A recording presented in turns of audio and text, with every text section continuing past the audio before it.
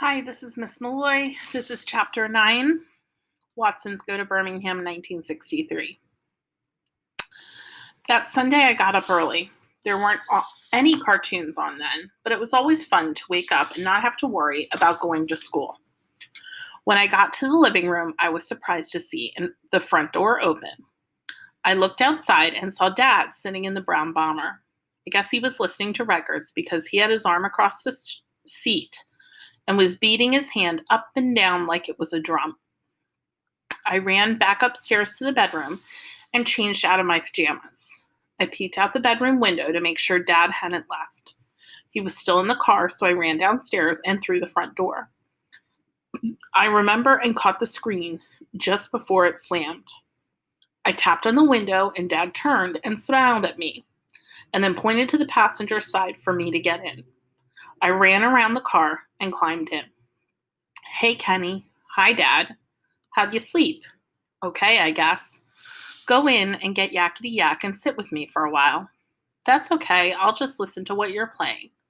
We listened to a couple of jive songs, and then I said, Dad, does Byron really have to go to Alabama? Couldn't we just drive down to about Ohio and pretend we're going to leave him to scare him?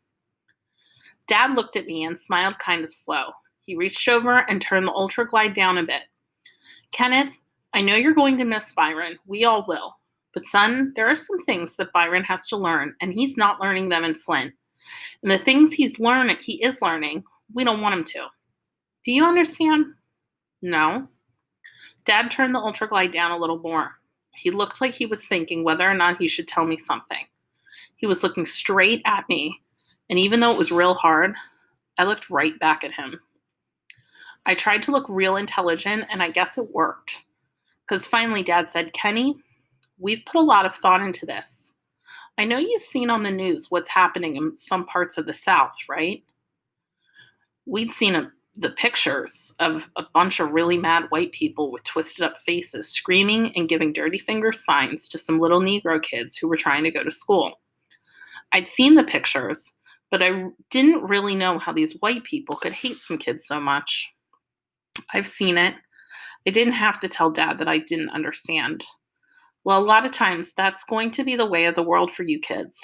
Byron is getting old enough to understand that his time for playing is running out fast. He's got to realize the world doesn't have a lot of jokes waiting for him. He's got to be ready. Dad looked at me again to make sure I was understanding. I nodded.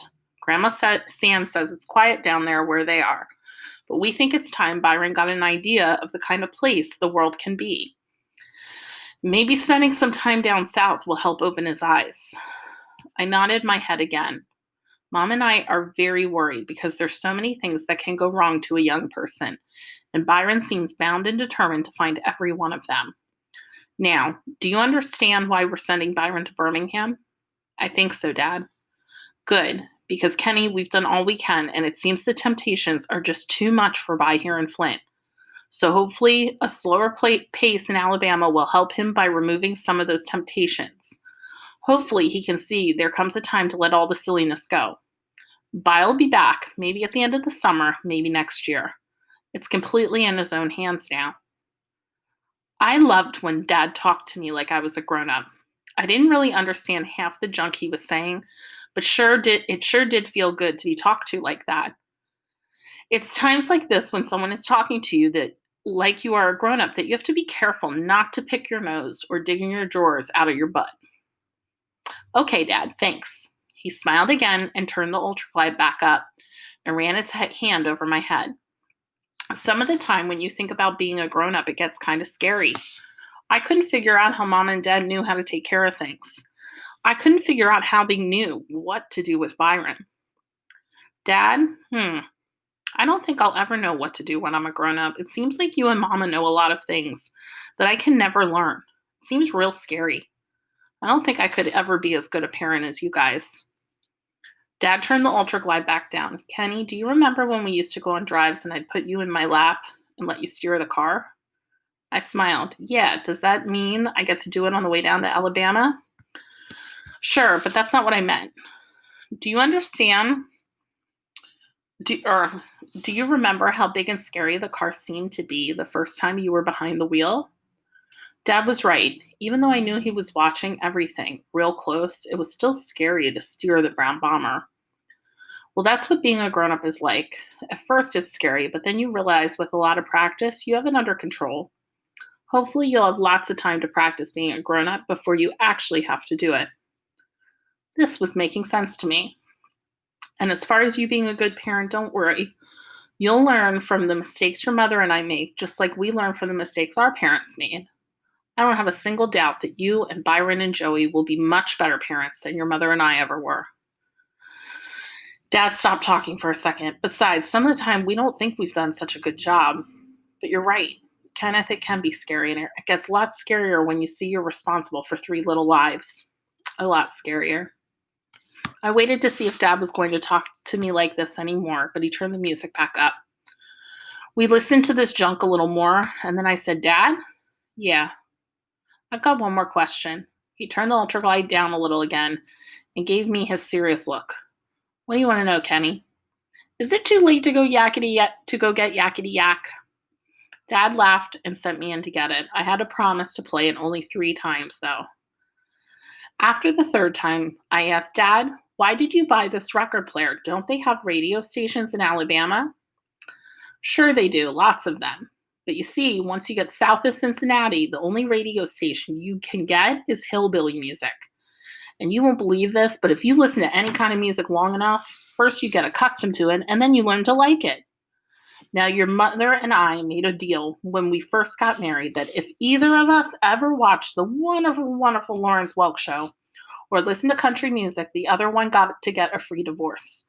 I'm kind of used to your mother, and I don't want to have her dump me. So instead of taking the chance I would get hooked on hillbilly music, I thought it would be wise to bring our own sounds along with us.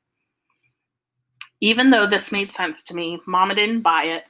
And for the next week, while we were getting everything ready for going to Alabama, she kept reminding Dad of how much the Ultra Glide cost and how it messed up all the plans she had written in her notebook. Me and Joey were in the living room playing when Mama and our neighbor, Mrs. Davidson, came in. Hello, Joetta. Hello, Kenneth. Hi, Mrs. Davidson. I noticed right away she had something behind her back. She said, since I won't be seeing you for a while, I thought I'd give you something so you wouldn't forget about me, sweetheart. She stuck a box out towards Joey. I could kill Joey the way she opened presents. Instead of ripping the wrapping paper off, she hunted around to find each piece of tape, then peeled it off real careful.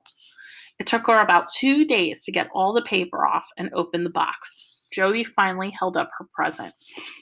I didn't think Mrs. Davidson noticed, but I could tell there was something that Joey wasn't too happy about.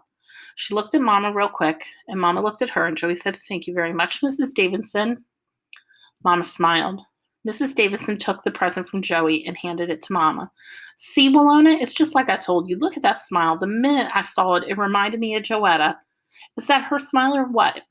In fact, do you know what I named this angel? Joey pretended she was stupid and said, no, Mrs. Davidson. I've named her after my favorite little girl. This angel's name is Joetta. I went over for a closer look. Mrs. Davidson had bought Joey a little angel that was kind of chubby and had big wings and a halo made out of straw. The only thing about its smile that looked like Joey to me was that the angel had a great big dimple too. It was made out of white clay, and it looked like someone had forgotten to paint it. The only thing that had any color on it was its eyes and cheeks and eyes. The cheeks were red and the eyes were blue. Mrs. Davidson said, ooh, child, give me one more big hug before I go. Joey got up and hugged Mrs. Davidson, and then she took her angel and said, I'm going to put her in my room. Thank you, Mrs. Davidson.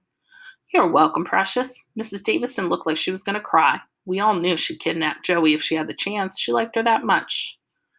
When Mrs. Davidson left, Mama went upstairs and into Joey's room. I eavesdropped. They were both sitting on Joey's bed. I was very proud of the way you behaved, Joetta. What was wrong? That angel, Mommy. Oh? Mrs. Davidson said it reminded her of me, but it didn't look like me at all. Mama looked around the room.